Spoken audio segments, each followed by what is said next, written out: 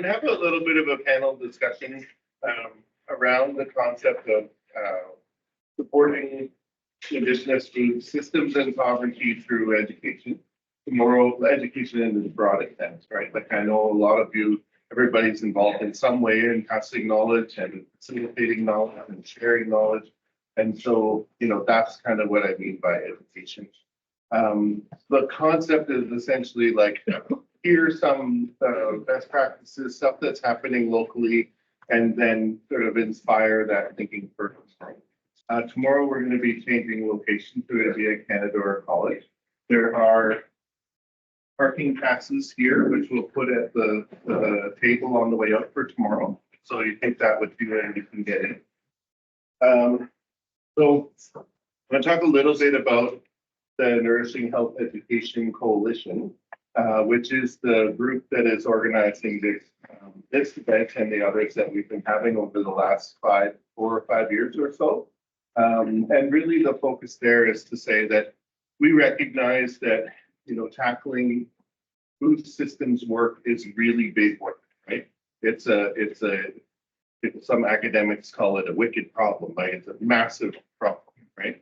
And we know that there are people doing things on the ground, in community, in schools, with children, with elders, with everybody that are living this, right? It's not something that's gone. It's something that was attacked, yes, but it is something that has sustained itself and is present, right? So we know that it's present in health centers. We know that it's present in people's homes. And we know that there's work that's happening that is effectively changing that. So some of that effective change is around the idea that, we redefine the roles that we're in, right? And I know that some of that's happening locally here. We were talking about that with the dietitians. Cody, I know you'll talk a little bit about what your program is, but what you do is a little different than, how it's described. Looking around the room, I could name all kinds of people who are doing the same thing. And so this is an example of our sort of collective action towards accomplishing that sovereignty and asserting ourselves to say that, this is what we actually need, right? Thanks for the program dollars. This is what we actually need. This is how we're going to find that. Yeah. So one of the concepts of the theory of change. So essentially the coalition came out of the work that was happening already, but the Nourish leadership cohorts, and you'll hear a little bit more about Nourish tomorrow nationally, was an opportunity for us to convene across Northern Ontario and build that coalition model. So for 2 years, we went through some facilitated planning. We're graduates of the Nourish cohort model. And so then, that idea of what do we need for Northern Ontario. So NOSMU is sort of an anchor point within that, but it's not a NOSMU project, right? It's not to say that NOSMU is like here and directing things or whatever. Our goal is really about holding space, convening that space, pulling together those individual actors and group actors into a collective action that can then help with the systemic big problem, right? So like I said a little bit before, we have had some thematic conversations, and those are really about understanding what's happening and working together to convene people. The focus again is to say like a calling in. So we didn't do webinars and conferences. We've done summits and gatherings where people are intentionally invited. Speakers from our region are intentionally invited to share. And then we work together in conversation and relationship to move forward. So, joining the coalition is not necessary, but if you want to, it's very open to do that. There's people from like physicians, dietitians, community members, academics like myself, so health workers, to kind of come together and say, like, what can we do collectively? Some of those projects have turned into, for example, we got a grant to develop a micro-credential, which at the university level is an accessible credit for people. It's not a university credit, but it's like a training. So we'll be launching a Safe Food Handling Plus, so Safe Food Handling plus traditional and local food. We're working on that over the year. If you have thoughts on that, very happy to hear them. And also working on some research projects. So again, if you have ideas, please share them. We'll work with you to nurture that into something. We're also, I don't usually eat a big meal and then get up. Okay, wedding and delivery. So we're also working on a book, and it's going to have a focus of chapters that are related to examples of this sort of existence and support for those sovereign actions in different settings. So looking at good food in the household, in community, in health centers, like community health centers, in hospital and long-term care settings, and then in an education setting. So if you know of a project or want to share a project, we're open to doing that. Pretty soon it'll wrap up though, because we have to print at some point, but it's getting there.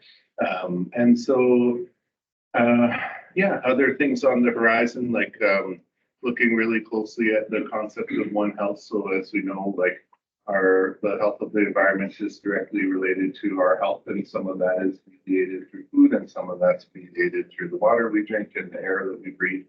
And so, you know, this work is sort of growing, and if there's an interest in participation, then by all means, talk to one of us, or nourish@nawsome.ca is the email that you can always send a question to or join.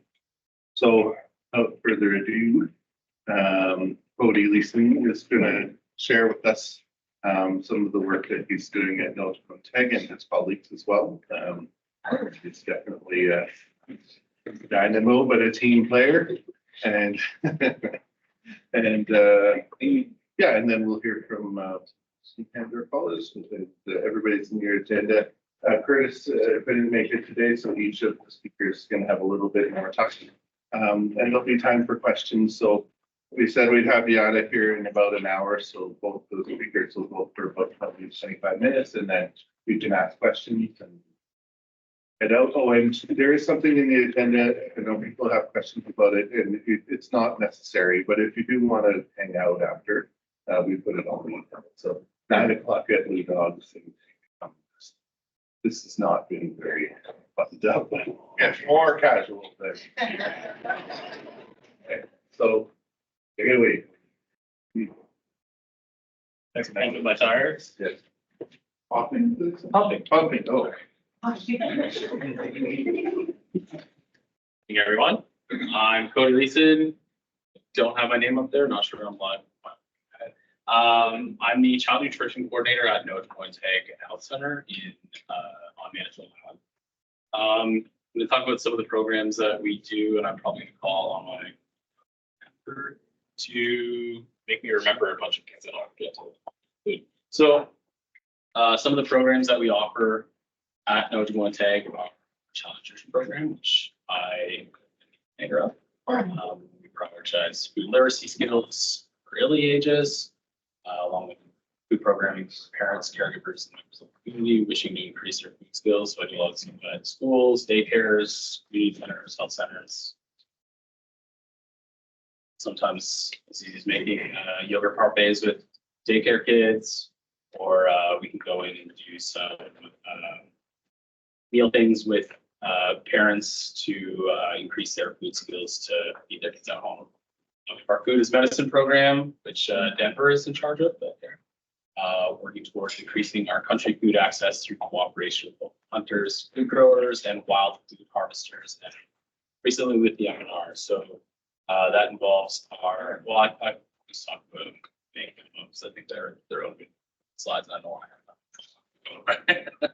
And then we also have our land-based program, so all of the workshops providing communities with knowledge on harvesting game, fish, forage foods, along with skill building areas such as archery, outdoor skills, and traditional practices. And I made that super case. You guys want to pop my charger?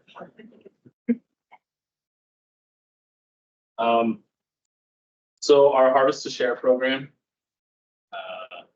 we were looking for ways to increase access to game with the community who are in need or unable to harvest themselves.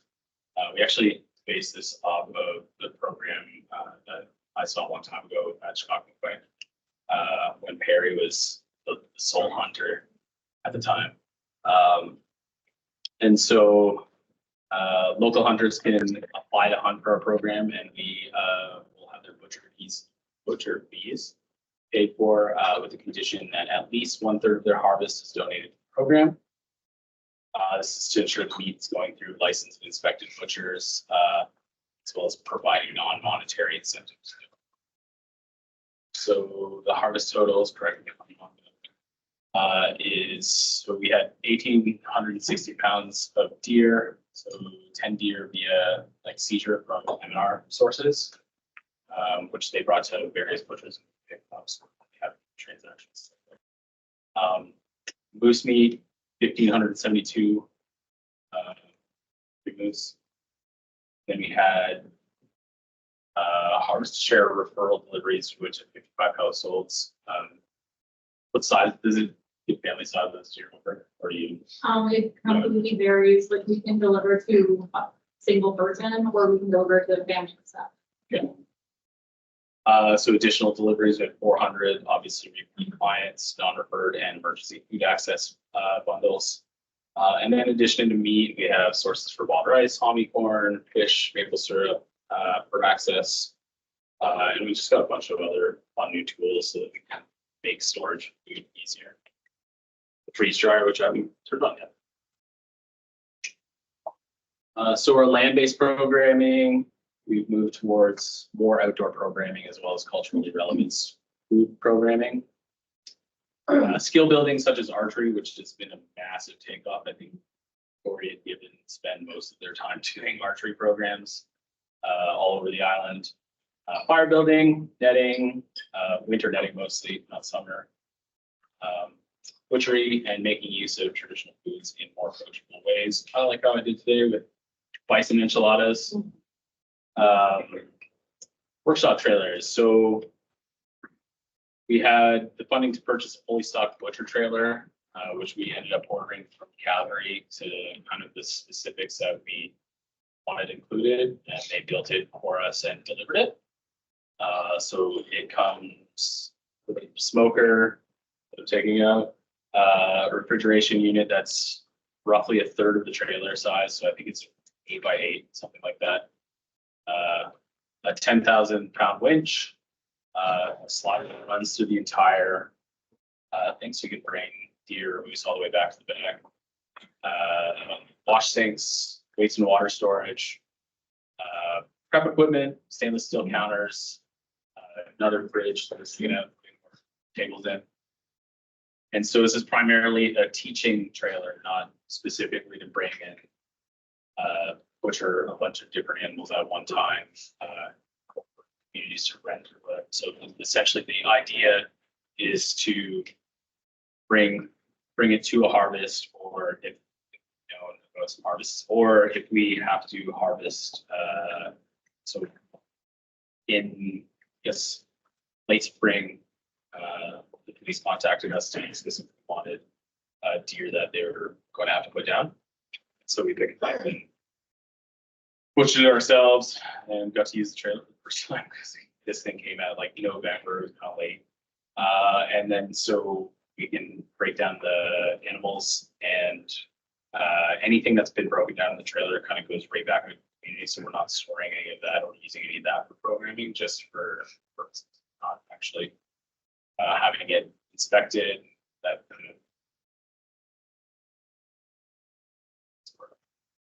doesn't matter. And we've also turned another enclosed trailer that used to be our market trailer, which we don't really use anymore for that, into a mobile workshop trailer. So it has everything that you can do outdoor workshops. I got a pizza oven, hand wash sink, prep tables, propane burners, probably put the smoker in there. So we take it to the other trailer, and then lots of coolers. Keep things cold still, even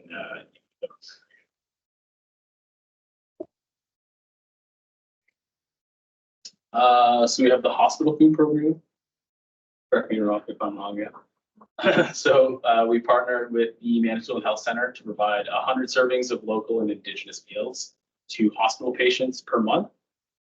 So this is a new partnership that is also partnered with a local restaurant, provides the cooking and freezing of the meals for delivery. And our hospitals have pretty minimal cooking equipment. Neither of them are really like actual cooking equipment. They can kind of warm things up. So everything's being cooked off-site and delivered. And then ignore the process is so clear. Yeah, Yeah. so we just had our 6-month review, so we're attempting to fix any problems that we're seeing. And there were recommendations made because they want to make the meals as palatable, I guess, for patients, because a lot of them are at end of life. So it's difficult to chew, or they forgot their denture, or things like that. So making like softer foods, so fish,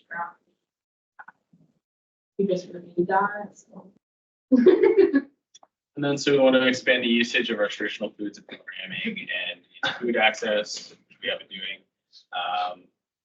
Created a program known as Jibakwita but I wanted to call it Ani Fresh, but they were worried about copyright infringement. So people wouldn't let me do it. So that provides 20 families per quarter with meal kits featuring wild game at the forefront. And so all the meal baskets come with all, like, usually more than what the recipes call for. I don't feel like quarter ounce of anything. So it's usually like a grocery bag and then whichever wild game meats that we're putting in it. And then the recipes to make those, whether they choose to make them. So, and yeah, so showcasing different country meats and wild food in less obvious ways, as replacements for similar ingredients with recipes such as taco salad, wild rice and bison burrito bowls, black and rainbow trout with sweet potato wedges, etc. Pan roasted walleye with gochujang glazed Brussels sprouts. That's nothing. Archery, cooking venison. High school kids. That's it. Oh, that's not 25 minutes. Hope you guys got a lot of questions. Yeah, Seagull eggs up there? Pardon me? Was that Seagull eggs up there? No, I don't think so.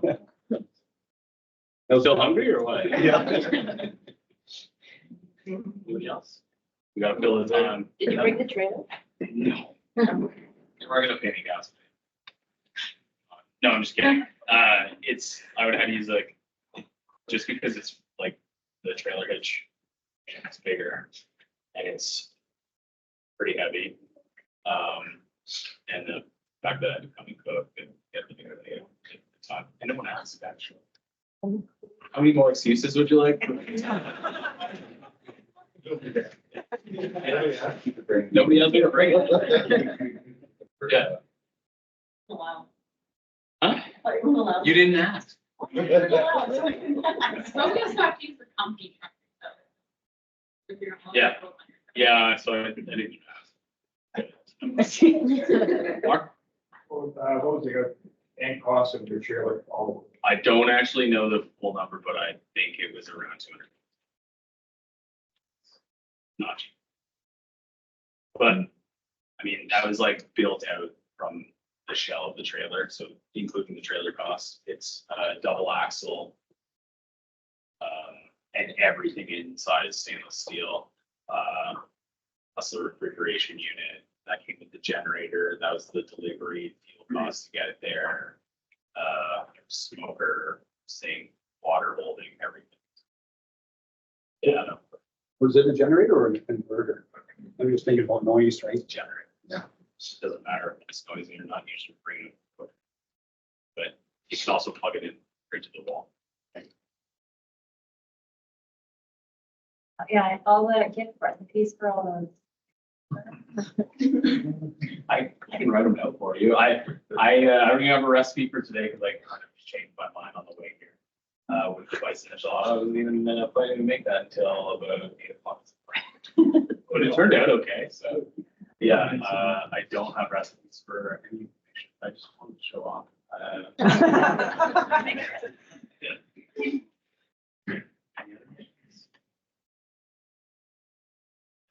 Cody, I know you're probably operating in a gray zone because you're a drinking community. But I know on Manitoba, there's a huge shortage of like licensed abattoirs Yeah. for the farms. And I wondered if you're like, if that trailer's busy year round, or if there are opportunities to also like side. It's not really like a license. Yeah, so, and like all of our skills are like, something that I would call it is restaurants and quarters and bring them here. Something like that. So really our skills are, and we do have plans, especially this fall, to get like one of our butchers, also from the farm, to come in and do like teachings for us. Yeah. Be it honorary. But it's not really set up to be any sort of facility for anyone. Okay. So it's not really that big, especially like, it's pretty narrow at the end. You'd have to bring a move so. Yes. So when you were talking about plan-based programming for, say, but to prepare a goose, it's a goose from up north or whatever, and then you have to skewer it, and then straight it up, and then make the coals at the bottom. Have you done that? Because that Yes. barbecue, but Corey's a lot of people didn't use barbecue. Yeah, we've done lots of different things. So we a lot of times we'll do programming. That's kind of like, we'll have the traditional way of preparation, and then we'll also do like modern preparations so that people aren't afraid of doing either way or whatever they have access or the skills to do. So Corey does a lot of that type of stuff, and I do a lot of modern. But I did just like one for the first time a couple weeks ago. And I would say that it was fun, but it wasn't that fun. I didn't kind of prepare myself for what I was getting myself into. And then I didn't even have any cheese thawed and strain off the lye water, and I had to run it through a coffee filter, full on the coffee filter. Yeah, it was about 6 hours, and for like a couple bags of corn, it was a little bit crazy, but. But yeah, it was, so we're kind of always teaching ourselves new things and get people who know stuff to. Yeah, I was just gonna say, so sometimes you're somebody in the community who knows how to make that. corn. Yeah, we like to kind of have the communities have their own experts. Yeah. Right, and showcase their talents already and be able to show us and share with the community maybe hot things that they wouldn't normally get to. Yeah, So, 'cause like if food is medicine, then when you think about our people and the generations, those recipes and the way that we do things, that's the way is the way we do things, get passed down from one generation. Like, you know, your grandma's favorite, blueberry pie recipe or something like that. Yep. Yeah. Yeah, of course. Yeah, so it's great to have locals who community members who know the stuff that they like to share specifically. It's good to have knowledgeable people. It's really good to have knowledgeable people. Love to, tell their story, and people get a lot out of that, so. I'm interested in knowing the process of how you were able to get a restaurant to bring food in to serve to the patients at the hospital. Denver, Uh-huh. time to shine.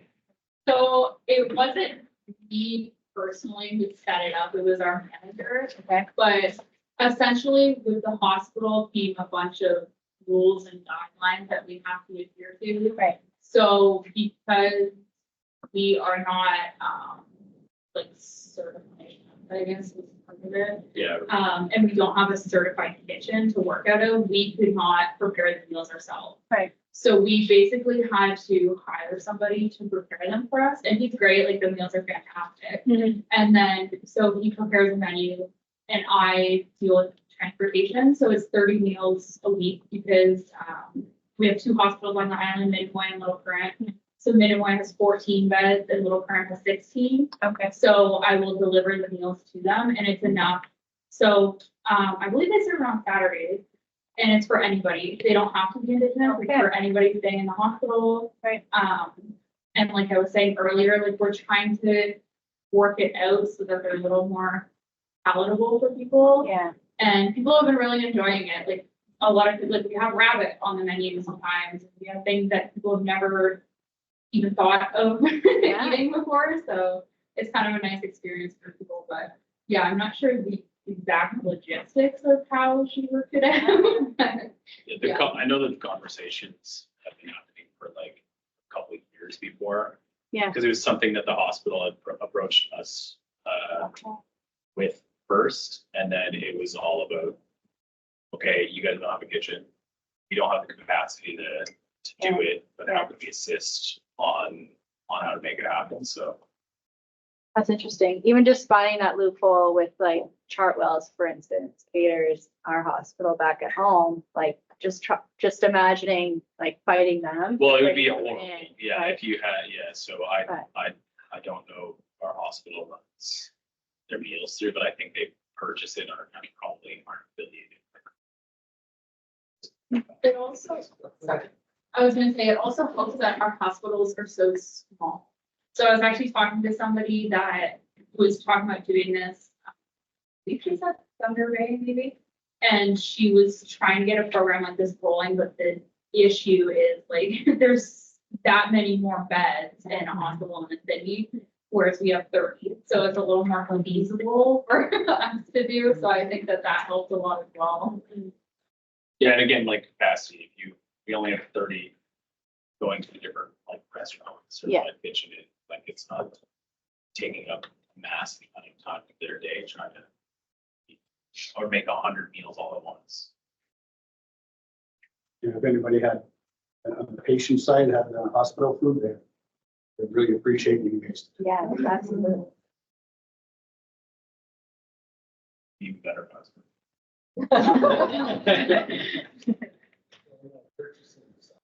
Yeah. They gone so that so do it because they said if you want this contract, you're gonna do it this way, right? And so if the like pyramid offices are able to say, you know, we want one traditional meal a day or whatever. Yeah. These companies want the contract, so they're gonna bid on them. Maybe they won't do it as we would, but at least there's something there. That's not it. Yeah, I just wondering, like, assisted living centers or old age homes, which are also tend to be smaller than hospitals, and maybe are like a similar, like a 30-bed unit, if that would be a translatable. Yeah, I think they also come with it. Yeah. I assume it's special.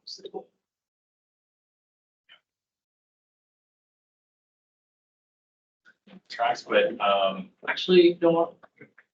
Two of ours, I think, it's not something that we've explored yet.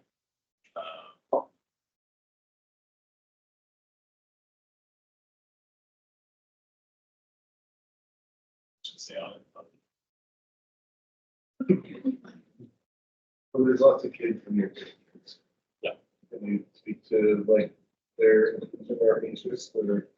I think that like, I would say food literacy skills are definitely better than they were when I first started. And that doesn't mean I've made it better, not that I have tried. But I think that a lot more people do have better resources. Access is still an issue, obviously, especially some of our grocery stores are. I don't even shop at a lot of our local grocery stores. I'll go to town if that needs to, not that everyone does. But I know that it's not feasible for, it's cheaper for me to drive to Espanola to shop at Breckville to stay in town and shop at Dime. So a lot of things are super cost prohibitive, and a lot of our grocery stores don't really have much variety in the ways of produce anyway. They have a lot of variety in the way of chips. But shelf stable foods are obviously way easier to get. But I think that I do get quite a bit of parental, I guess, pats on the back of like, oh, my kid came home and asked me why we're not having spinach smoothies or whatever, like things like that. So I do like kids are definitely aspects of their environment, and if you make their environment fun and healthy, I think they kind of take that stuff with them. And so it's the same with like all our indigenous foods and stuff like that. A lot of them hadn't tried certain things or have their own stories about the things that they've eaten. Moose, deer, a lot of people hunt, a lot of people fish, and getting kids excited to talk about the stories that they had when they were out fishing or they go hunting with their parents and stuff like that. If I open my questions up to a grade 7 class or well, especially a grade 4 class or like a bunch of 7 and 8-year-olds, I could stand there all day and not go a word in with all the things that they like to talk about. I think it's in an okay place. I think it's the most trying part is kind of like exposure, I guess. So a lot of kids who haven't seen a lot of different things are certainly less keen on trying things. It's a little bit harder to get that. And obviously with lower access and things like that, it's for sure sometimes more difficult, but peer pressure is great sometimes for those situations. Yeah. You just get 1 or 2 of them to try it. You know, they kind of tailed off. Sure. Peer pressure is great. So.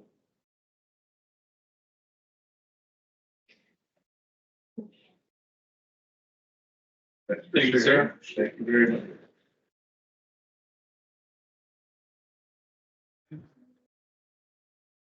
Yeah, as I said, these are just basically to inspire thinking, get us going, rolling for tomorrow. And so our next speakers will have. And thank you, Cody, because, I think you hit kind of that point around the redefining roles, right? Like you said, your job, and if that's all we heard, we'd have one image of what you do. And certainly you gave us a whole bunch of other images of what you're doing. But we appreciate that. Okay, so we've got a group of presenters from Canadore College, Carly, Tammy, Zorms, from the STEM program is growing in Northern Ontario Blueprint, Water Initiative, Catherine Saracen, Jeff Wilson, and Mark Launching. I don't know who wants to go first. No. And then they go next. Okay, so got a. I could probably talk for like 2 hours. This is gonna be a really quick overview of a few things that at Canadore. Myself, Carly Renault, Tammy and Normal first, and Catherine, Jeff, and I think Mark. Yeah, all right.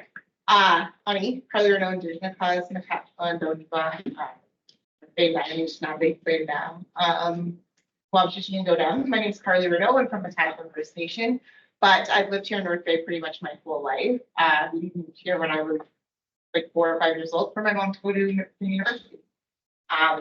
Yeah, so I'm the manager of Indigenous Research and Development at Canadore College, and we are doing a lot at Canadore, but I'd like to focus, this talk on 3 of the major areas that are really applicable to Nourish, Knotham, and this group, which is going to be our Clean Water Initiative, our first cohort of our Living Labs project at Canadore, which is a grow pod, as well as the Keeping Bachelor Nutrition STEAM program and garden project that I think I'm going to let Tammy mostly talk about, but I'll give some high-level overviews.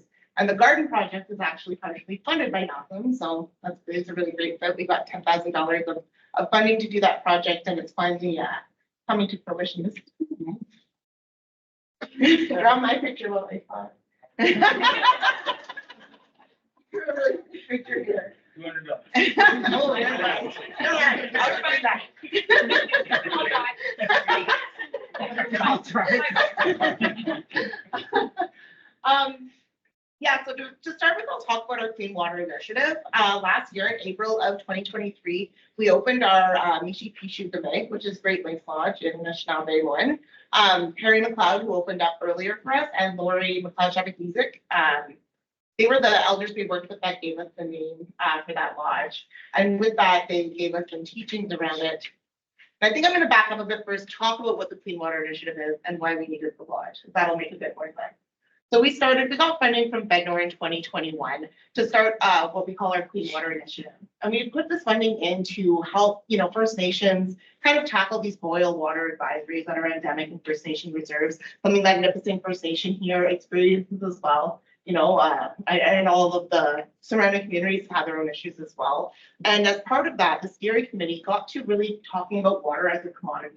We were talking about things like we could bottle the water and sell it, or we can bring the water to Canada and clean it and then fix it, right? And from an Indigenous point of view, and Anishinaabe point of view, which is who I am, that's just not in line with how we think about water, right? Like water is alive, and our elders came and told us the same thing. Like water is life, and water has so many teachings and so many meanings, and it's so special that we can't talk about it like it's a dead thing or like it's a problem for us to solve. So we brought that to our elders, and we decided that we needed to create space on our campus that we can do teachings like this and hold space for that knowledge about water and what it means. So part of that was creating the lodge, getting the name from Harry McLeod's Chevy Music and Lori McLeod's Chevy Music, but also building space in the institution where we can hold ceremony to feast that name in. So we have what we were calling before our ceremony room, which is now the Great Lakes Lodge.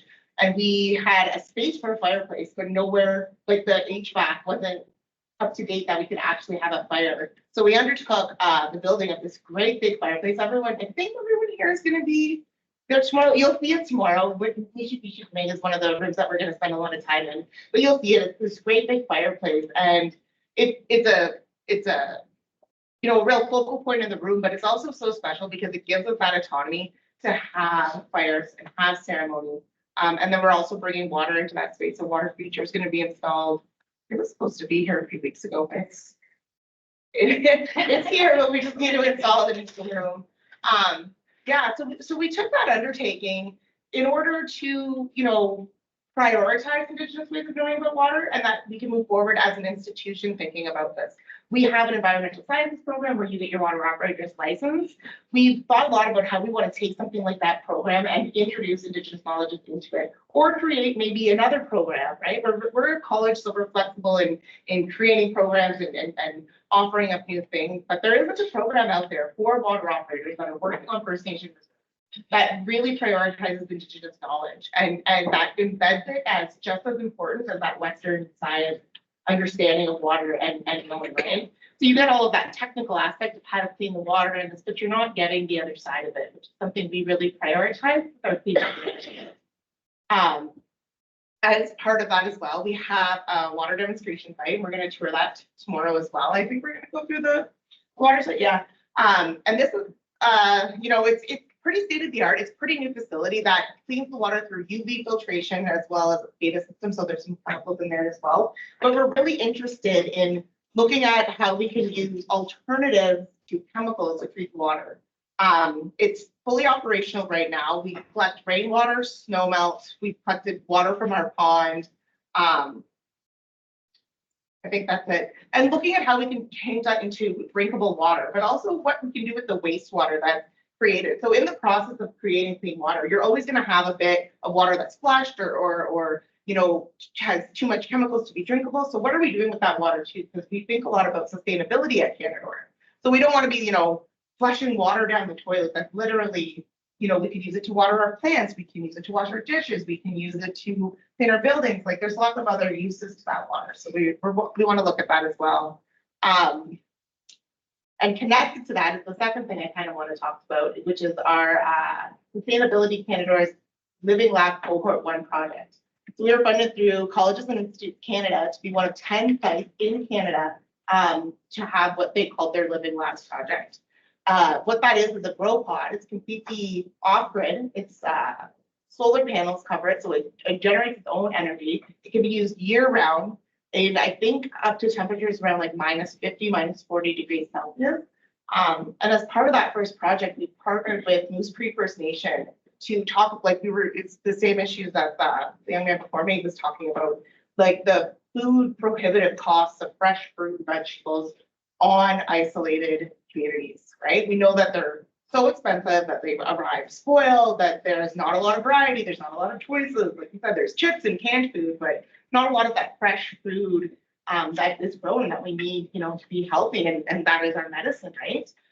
So we partnered with Moose Creek to take a look at, a list of 5 identifiable crops that they wanted to grow and that we could test and see how much we could potentially grow for a community like that.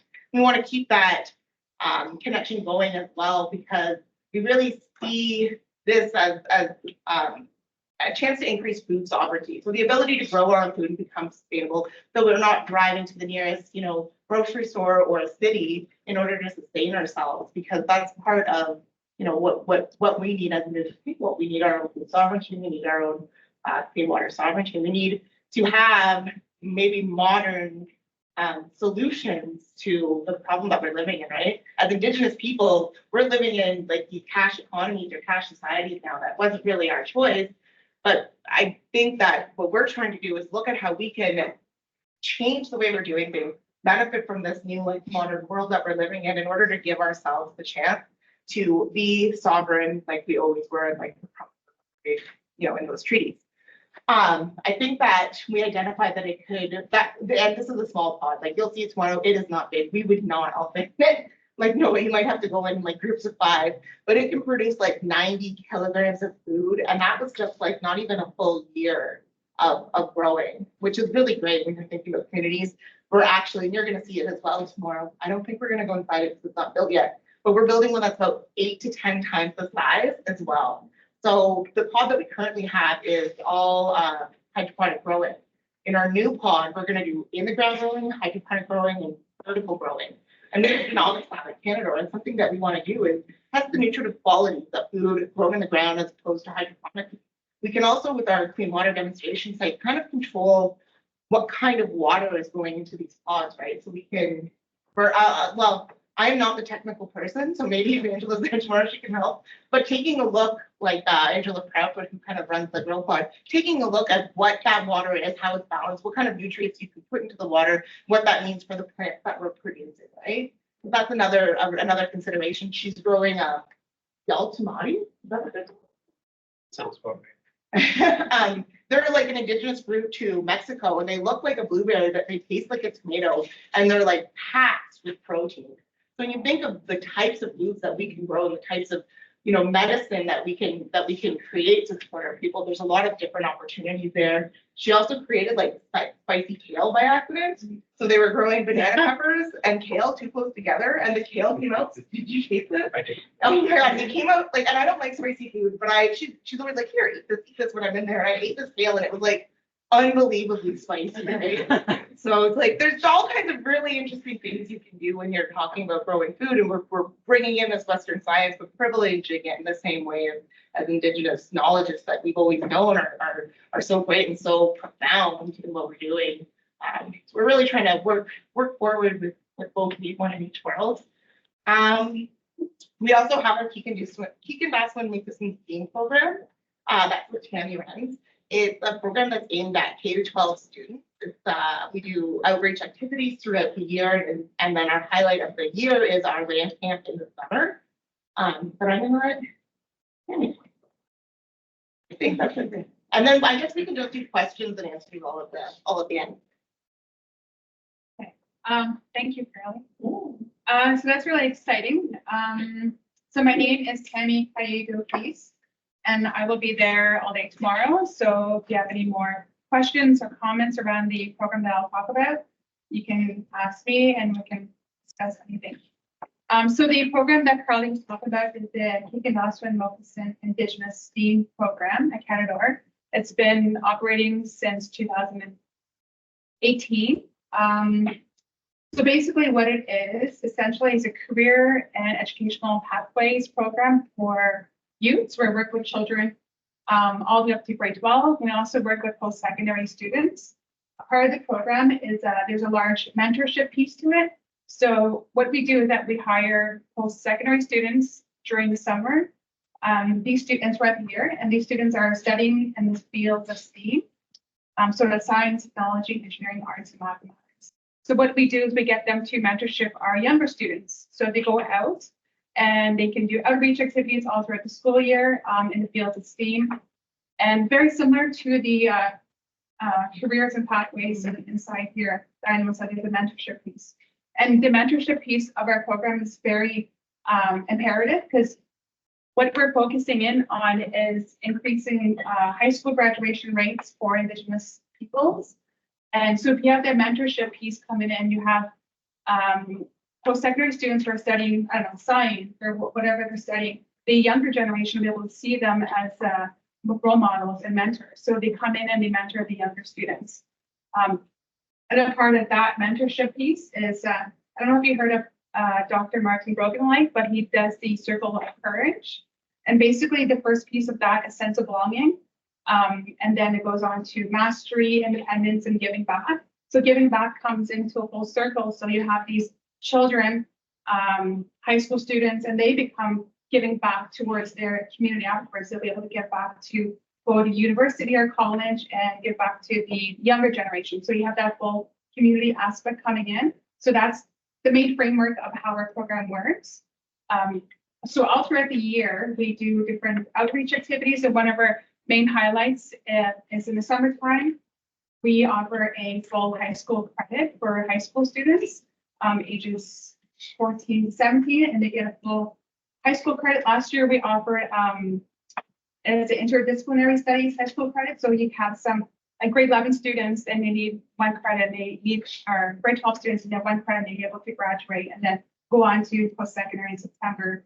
This year, we're offering a GPP credit, which is a leadership, and we're focusing in on the sustainable development goals. So there's maybe 5 or so sustainable development goals that we're focusing in on. And those align with a lot of the work that Canada is doing around the Clean Water Initiative and the Grow Pods. And another big aspect of that is that when Carly mentioned earlier, is that we have our garden project. So we got funding from NASM to run a garden. But it wasn't to run a garden. Basically, the category was climate change, youth climate change. So we thought about how we're going to get youth to look at the climate and have some type of impact. What can we do to impact the climate? So we thought, well, maybe we could get them to look at, I don't know, growing food. So if you grow food, that will reduce, like, the whole picture comes all together.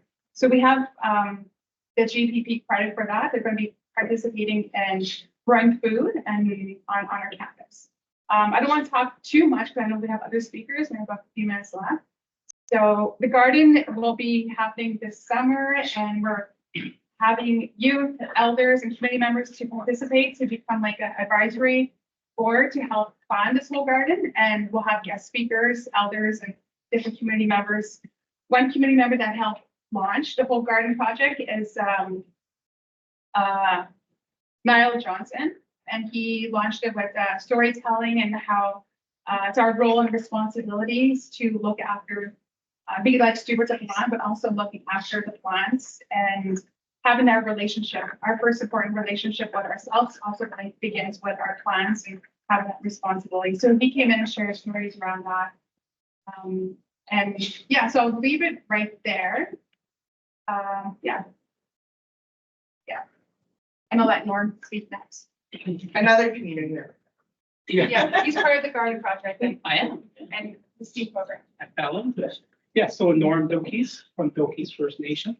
I like to say that and say I speak Bilkis, which is a mixture of French, Ojibwe, and English. So I got my own special language. I grew up on the land, though semi-nomadic, traveling from little cabin to cabin. My dad was a trapper, and I learned off of him and learning from the land. And I have a lifelong learning about that, but I've been teaching youth out on the land for about 28 years. And I like the sort of the experiential part Tammy was talking about and seeing them kids progress and where they go after. But also the experiential part is seeing how they react on the land. And it's really interesting. So when we first ran the program with Canada, or the STEM program, we were out on the land for almost 2 weeks. And you can imagine these kids are being really immersed into the land. And I'd like to also say, we say a lot of times, all the kids are phones these days and their computers, whatever they got. But you bring them on the land, they don't care about those phones and computers. They want to be there. The other thing is wild food night. So the cooks are doing stuff, but when we're harvesting stuff from the land, plants and medicines, they're right into it. You put them into that environment, they love it. And the wild food night is the most popular. They're eating everything and just loving it, the fish, the goose, the deer. And then seeing, again, their reaction to that. And it's a really proud moment for me to see how kids react out there. And I want to say, part of it also was with the kids, they're super interested in stuff because sometimes it's a mystery. And we have kids come from urban centers or places they've never went camping before. They've never tried this before. And like someone was saying earlier, we have to really, our role to really introduce it to them. You build it and they will come, So they learn things about, how to clean the animals, how to fillet the fish. And for them, it pleases the ancient sense that all built inside of us. Catch the fish, you make fire, you cook it, feel good about the meal that you're preparing. And teach a little bit about food wasting, and fasting, and just talk about fasting and ways our people lived on the land and how we sustain things through the season. Everything would have its own particular season. And it's difficult for me. I've been working, like I said, 28 years with schools, and they come to me and they say, Norm, what's the agenda? You'll see when we're out there on the land. The season is our agenda. And it's funny now that, they repeat people that I work with, they sort of really understand that concept. And then a story I heard a long time ago, a friend of mine went to a summit about healthy eating, and the elder said, our problem is we got to eat more fast food. And then he said, deer is fast and rat is fast. So that's coming out on Facebook. I was like, right on, because I always love that concept. So that's all I got to say about that. And thank you, cooks, by the way, a round of applause.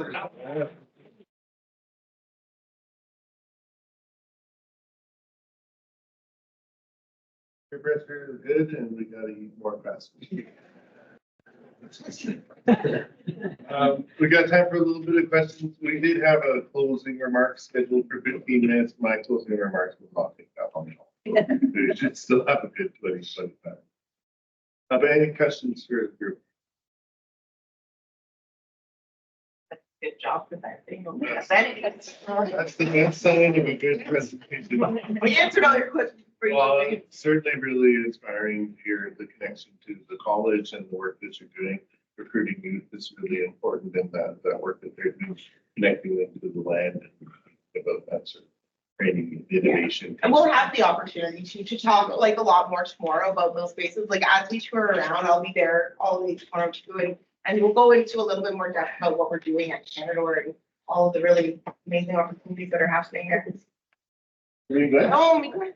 I really like how when you talk about the stories, that's really how you.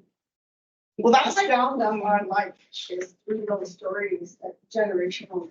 our funding body for that program, Pekin National Game Program, back to us, they've moved to STEM. So they've taken art out of this, I guess, science technology, and we keep it in, we block that because art is our knowledge, right? Art is way that we pass down knowledge, that we explore the world. It's science. It's so instrumental to those things. So we keep it in. Stories is art and everything. Right? So we try to keep that embedded in our program. I keep telling them to bring that. They did this learner circle and work on their fine motor skills for their surgery and their eating. And it's engineering, it's math, like. Yeah. It's so false to go like. Oh, there's a question. Like one of the skills. The agenda.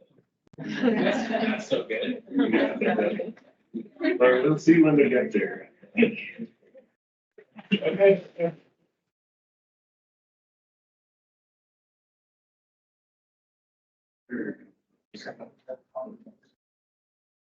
All right, Catherine, Martin, you're up next. And So yeah, also from Canada or College. but it really is. Awesome, okay. There you go. This one. Come to us, well. Yeah. Yeah, take up too much space. I'll give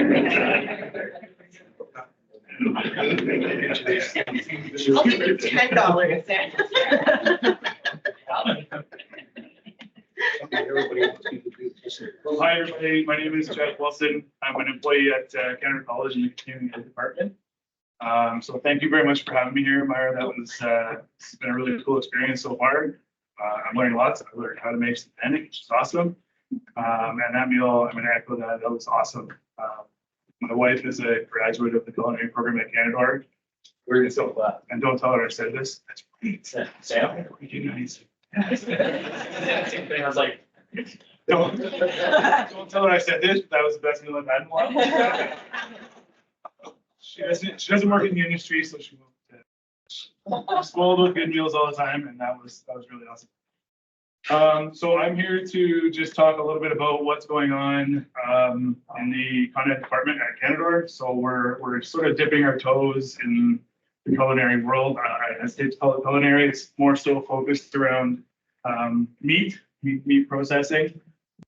So we just recently completed the development of our meat processing fundamentals certificate program. So that's geared towards people that are looking to work in, in a grocery store, in a local butcher shop, maybe even an abattoir.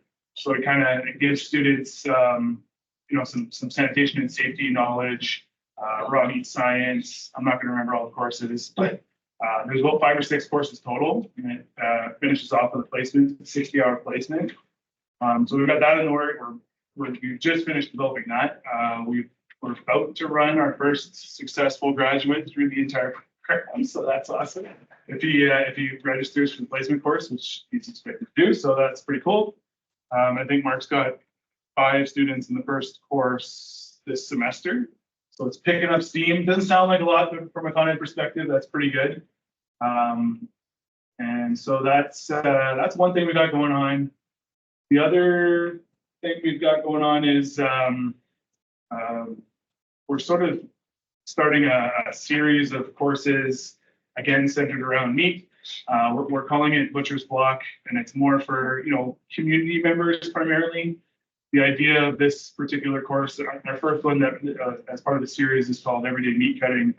And we're trying to train people on how to buy meat in bulk and then process it down yourself. So we're not talking like half a cow or half a pig, but Mark tells me about component beef. So maybe bringing in a larger cut. Maybe he can tell you what the cuts are. I'm not well versed in it, but larger cuts of beef, larger cuts of pork, and that are more economical to purchase. And with meat prices these days, that's getting more and more important. And then, you spend the day with Mark, and he'll teach you some knife safety. He'll teach you how to sort of break that meat down into more smaller portions. So, the best example I can think of is a whole chicken. So you buy a whole chicken, it's cheaper than buying the individual pieces, and then you learn how to break down a whole chicken. Lots of people probably know how to do that, but when it comes to larger cuts of beef and pork, maybe less so. So that's we're going to run our first cohort of students through that on June 15th. It's not full yet, so shameless plug. If anybody knows anybody that might be interested in taking it, there's I think 6 spots left. So that's taking place in our lab at main campus. The last thing that we've kind of got on the go, we tried to get it going last fall, but we weren't fortunate enough to land the meat that we needed. But our content department is partnering with the First People Center to develop. And this is what I'm really excited about. I'm from Northern Ontario, from Kapuskasing originally, so I think this speaks to a lot of people in my community. But training people on how to process a deer, wild game. So we're gonna start with a deer. Catherine's got a whole bunch of ideas for other cool things that we could introduce, but we're hoping to get a deer this fall and then offer training around that. A little bit about it. We thought it's great to bring people in and show them, demonstrate how to do this, but we thought, well, it's great.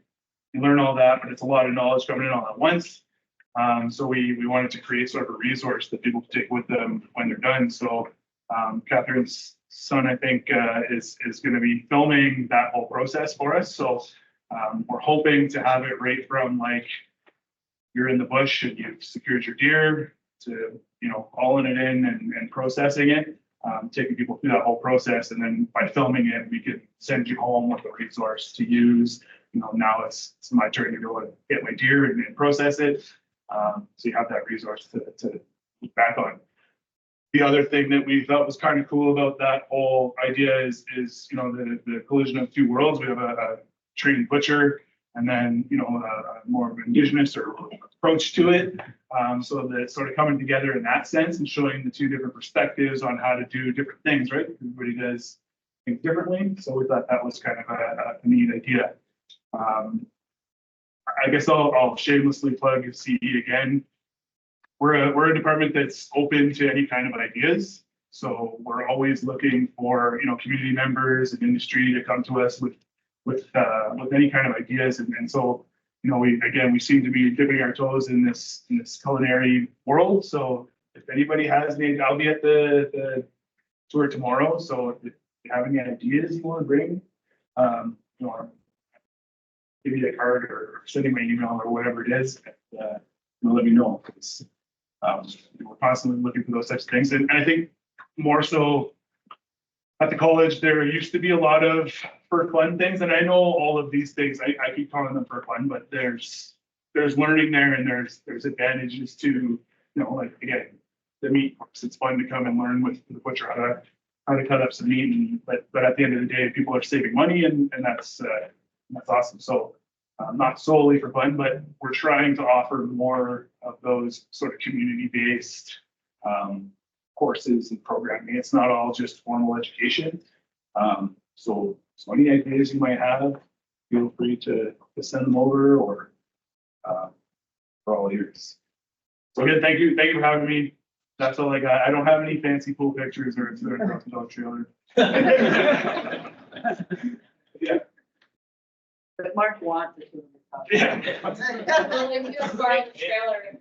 Yeah. We'll maybe work in a trade. What's that? We'll work a trade. Yeah. So I've been involved with Jeff for 4 years now. We built the program together, Jeff, myself and my wife. And it's coming. We're getting more students. Like Jeff said, next weekend is ED weekend, so you have the chance to process an outside round. I'll show you different cuts out of it, how much money you can save by buying this piece of meat. Bonus loin, you get your bonus pork chops, you can get cattle roast, you can make a roll, or if you cut up a chicken into either the 9 pieces, your thighs, drums, breasts, wings, or we could do flattened chicken. So there's so much stuff you can do. But the cost to me is crazy since COVID. I won't lie, I've been in the industry for 40 years and I never seen prices like they are now. So if you can buy bulk even at your local grocery store when they have strip loins on, you can go in. Just don't buy what stuff that's gonna tell the butcher I want a whole strip loin, just in the bag. Don't cut it. And you can process it yourself.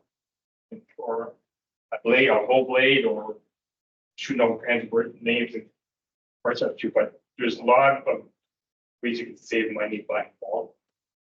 And my big excitement is with the First Nation, I want to know their ways of processing and I want to show them my ways of processing. There's always two different, both ways are excellent, but there's always two different ways to do things. And I want to learn the Aboriginal and I want to teach my way. So I can't wait. I can't wait to this fall. We have to harvest. We did try last winter, but between the photographer, Hunter, and Deer, none of the three would coordinate. Also drop this whole thing on everybody in like with like 10 minutes to press, so. No, it's right. That's my dream to begin with, but yeah. Yeah, so, but everyone involved is excited, very excited. Including myself, to be able to share that Indigenous perspective on a mainstream course, is something that we're always looking to add. And when I met with Jeff and Mark, I talked about some of the things that I do and that I've always done, such as food preservation. And some of you were able to have a look up here, the dried meat, dried vegetables, even the fruit and berries. That's something that I share with students at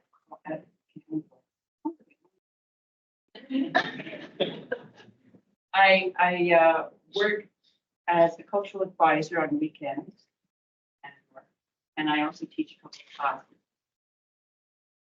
in the Indigenous. Two part-time jobs. So yeah, it's not part of the curriculum that I have, but having things like food preservation, simple ways of doing things, is so important to us. And it's things that we've been doing for you talked about the season, you know, what you're going to do outside. It's the same thing if you ever hear about Indian time. Indian time isn't coming in late for 4 hours late or whatever. It's now. It's happening now. Because when our ancestors saw that the strawberries were ripe, it's now. It's time to pick those berries. Because tomorrow they might not be there. So that's what I was talking. Some of the things that I do is I take liver, gizzard, heart, and I dry it at home. I take vegetables, plants, and fruit, and I dry them at home. Apples and strawberries. This is actually my grandson's snack that he forgot from grandma's house. He really likes this. But it's healthy snacks.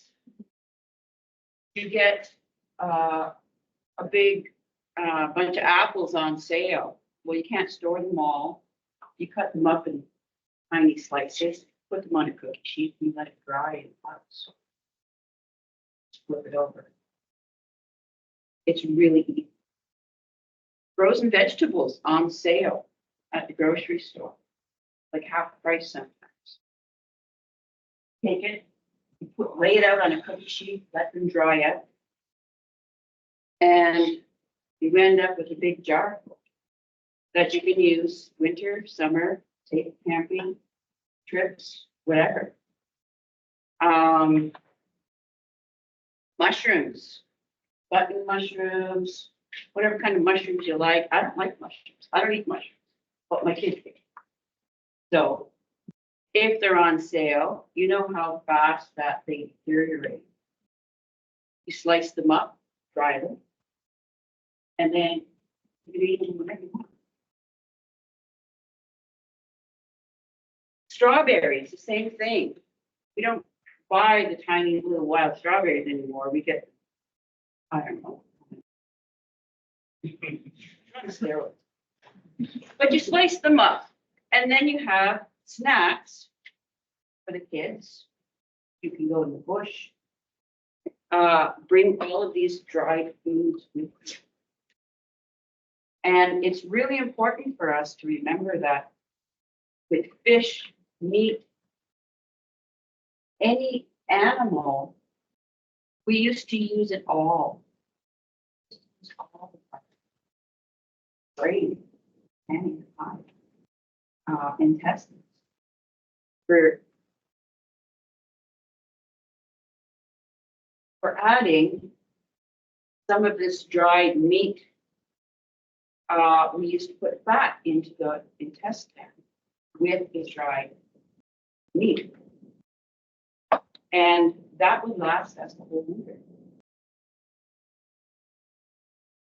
So it's part of our way, it's part of who we are, is that preservation and using the things that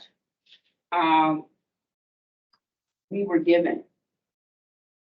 This is a whole ice cream bucket of blueberries that someone picked for me. Right.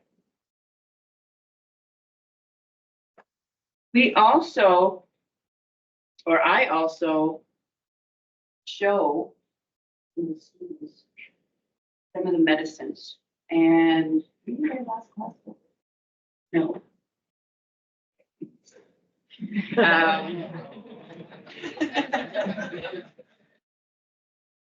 I'm really big on medicines because Creator gave us all of these plants, and a lot of these plants we use for food as well. My kids ate cattail root for like 12 years growing up. But I couldn't afford potatoes.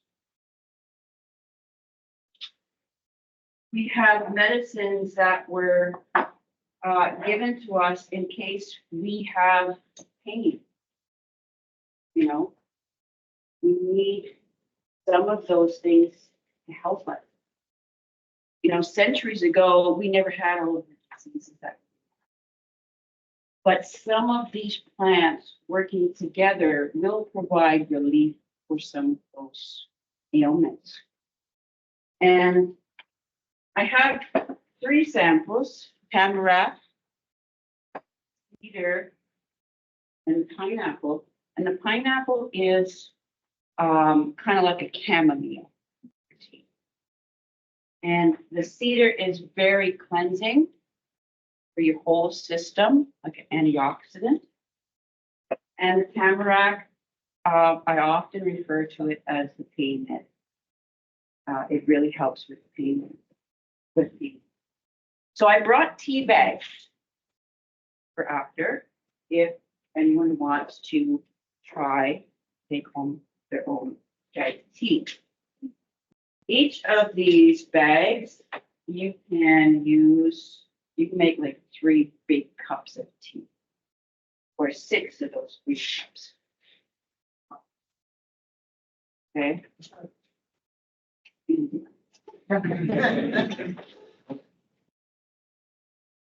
Simply because I touched all the bags and food. And as a sample, this is my tea that I have every day. This helps my lung. And it has a whole bunch of different things in it. And how do I know all this stuff? Well, partly out of necessity, partly out of asking and having that connection with our spirituality. And that's the message, I suppose, that I really wanted to share right now, is that as Indigenous people, we have that special connection to not only the Creator, but the spiritual realm. Not only the spiritual realm, but the living as well. And with the animals that will be harvested for sure in fall with this program, there is so much of a spiritual connection with them. And it's the same with these plants.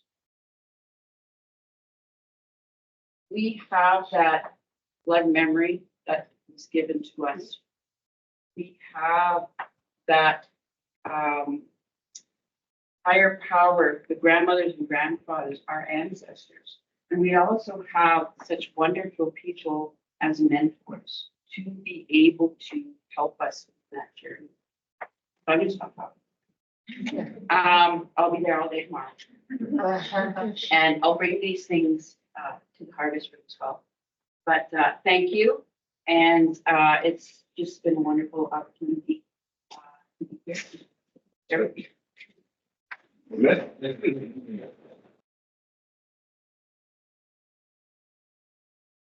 Got a few moments for questions, but it'll be there tomorrow as well. I have a question for that. When you talked about trying on Indian time, we used to have, my brothers used to snare rabbits all winter. The first fog in February, no more snaring rabbits. Because that was the time when the females were all pregnant. And my mother was, that we're done snaring rabbits. Yeah, Yeah, listen to find Indian time. They taste bad.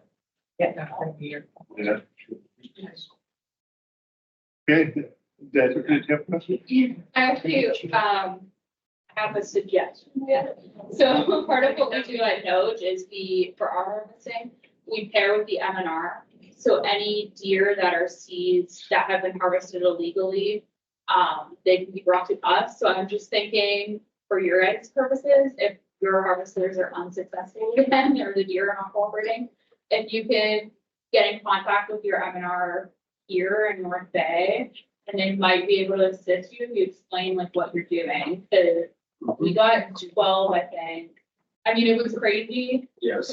It was, I think they seized a total of 19, because the island only has 1 week of rifle season. So I think they seized a total of 19, which is really absurd. Usually doesn't happen.